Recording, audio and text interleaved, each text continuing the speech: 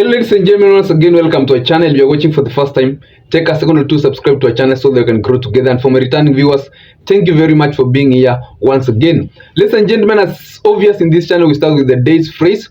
And today's phrase is a phrase that says, never open the window that at you, no matter how beautiful the view is. Never open the window that at you, no matter how beautiful the view is. And without further ado, let's get to our today's analysis. And today's analysis I want to base this on a possible coalition that is looming between Rigathi Gachagua and Kalonzo Musyoka. These two individuals, or these two principals, yesterday met in Nairobi, and Rigathi Gachagua in his X handles revealed about that meeting, and this is what Rigathi Gachagua said about the meeting they had. And he said, as part of our continuous consultation, I met with my friends, His Excellency Kalonzo Musyoka and DAPK party leader Honorable Eugene Wamalwa over a cup of coffee earlier today. Our discussions looked at various emerging issues across the nation and in the region. And also, Kalonzo Musyoka also came out and tweeted back on about that possible meeting, they had, and say that they admit, and this is what Kalonzo Musyoka said, I enjoyed a cup of Kenyan tea with my friends, Second Deputy President of the Republic of Kenya, Rigathi, and DAPK, a party leader at Eugene Wamalwa in Nairobi earlier today. Together we compared notes and shared our thoughts about the current political situation in the country, region, and continent. Ladies and gentlemen, Rigathi Gachagua has often indicated that he is willing to support Kalonzo Musyoka for president's camp 2027. And I think it's for the first time that Kalonzo Musyoka is getting a significant voter-rich bloc supporting his presidency ambitions. And Rigathi Gachagua even at one time indicated that the people of Mount Kenya are good at paying debts. They had paid a debt to William Ruto and they were owing a debt to Kalonzo Musyoka. Although it's words that didn't go very well with the people at the ground, he changed those words, but he has always shown his willingness to support Kalonzo Musyoka, and it's going to be so come 2027 that Rigathi Gachagua will stand with Kalonzo Musyoka for presidency. Ladies and gentlemen, I had shared with you the matrix of how people voted in 2022 general election, and as you can see, the lower eastern part where Kalonzo Musyoka came from had a registered voter block of 1.7 million votes. Those who voted were 1.03 million, and Raila Odinga enjoyed a significant support from that region of 769 votes, while President Ruto got 250,000 votes. And Mount Kenya region had a registered voter block of 5.7 million votes, and out of those 5.7 million votes, only 3.8 million votes turned out to vote, and President Ruto enjoyed 2.9 million votes, while Raila Odinga got 800,000 votes from that region, the total turnout being 3.8 million votes. Of course, President Ruto got 2.9 million votes from that region. Ladies and gentlemen, I have been seeing the possibility of this coalition clinching power. In any case, the Mount Kenya region doesn't divide by 2027. Assuming that Mount Kenya region will be as a block as it is right now, assuming elections were being held today and Mount Kenya region, Rigathi Gachagua takes them to support Kalonzo Musyoka, and maybe Rigathi Gachagua is the running mate of that coalition. These people will be coming with, assuming the Kalonzo Musyoka will get the numbers that President Ruto got, that's 2.9 million votes, let's say 3 million votes.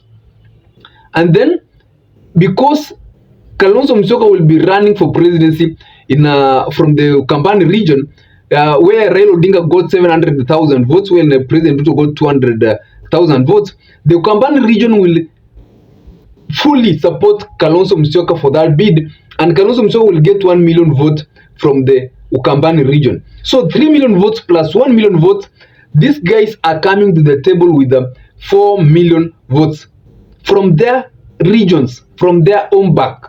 They will be coming with the table with 4 million votes, and that's why this is a very, very strong coalition. People who are coming with 4 million votes. Remember that they are about to have not added the campus who are spread across the country. We have a lot of campus everywhere. Campus in Nairobi, they're in coastal region, they are everywhere. That's why when numbers are being calculated, we see that the campus add up to 2 million votes. So there are campus everywhere in parts of the country, and there are Kikuyus everywhere also in parts of the country. So if you add the diaspora campus and the diaspora Kikuyus, then these guys are going to add up to 6 million votes of their tribe or their community supporting these two individuals.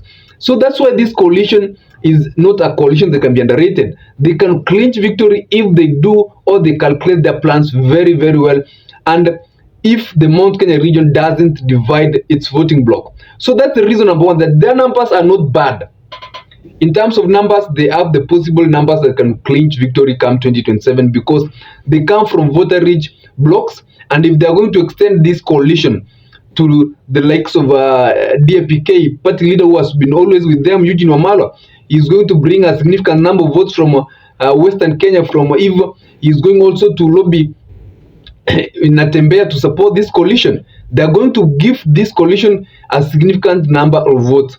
And ladies and gentlemen, their numbers would, and they can move and run a possible or a strong campaign against President Ruto, assuming that President Ruto will be supported with Raila Odinga come 2027. Secondly, ladies and gentlemen, what we want to look is the resources. Remember that presidential campaigns requires resources, and I know that Rigathi Gachagua is good in resource mobilization. It's one of the key factors that President Ruto compared or looked into when he decided to choose Rigathi Gachagua over Kindiki in the 2022 general election.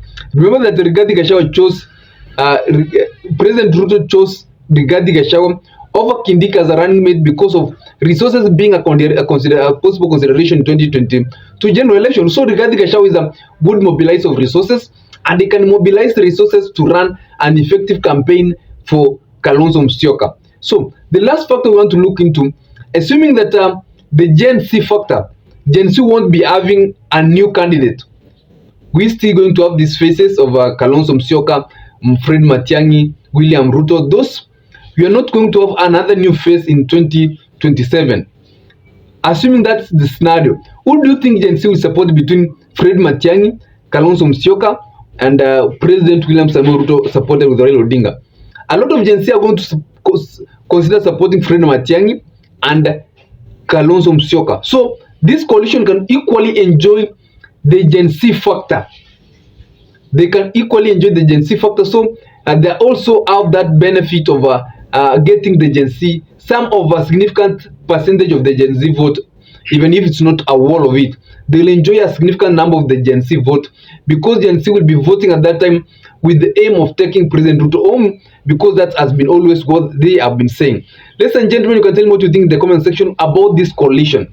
Do you think that this coalition, with these numbers, with these people that's supporting it, do you think it can clinch victory against President Ruto? Of course, President Ruto fronted with Raila Odinga. Not President Ruto alone, President Ruto being supported with Raila Odinga, because I've always told you that if President Ruto doesn't receive the Raila Odinga support, then he won't get or come nearer winning victory, because the numbers cannot work. And we have seen, if you have watched that matrix I have shared with you, there is no possible way that President Ruto can clinch victory without the support of Raila Odinga, having lost the Mount Kenya region that gave him about 50% of the votes he got in 2022 general election. As ladies and gentlemen, but that's but only my opinion. You can tell me what you think in the comment section about the factors that are favoring this coalition and Looming coalition, and what do you think is working against them. Others have a nice day and stay safe whenever you are.